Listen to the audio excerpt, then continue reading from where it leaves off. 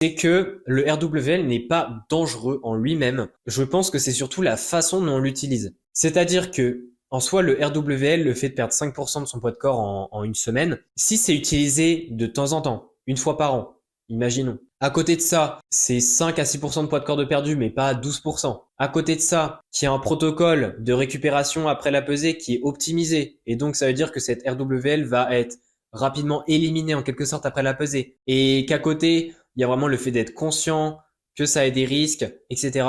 Je pense que c'est pas problématique. Encore une fois, c'est vraiment un facteur, c'est vraiment un effet cumulé. Si tous les facteurs que je t'ai dit ne vont pas, là oui, c'est un risque. Si ils vont tous bien, si tu fais les choses correctement, tu fais maximum un RWL 2 fois par an, voire même 3 fois grand maximum, et qu'à côté de ça, tu fais juste des pertes de poids, on va dire, qui sont normales, c'est-à-dire que tu perds plutôt sur plusieurs semaines du poids, je vois pas trop le problème. Si l'intensité est ok, il y a rien d'aberrant, il n'y a pas de 12% de poids de corps de perdu en une semaine, c'est ok.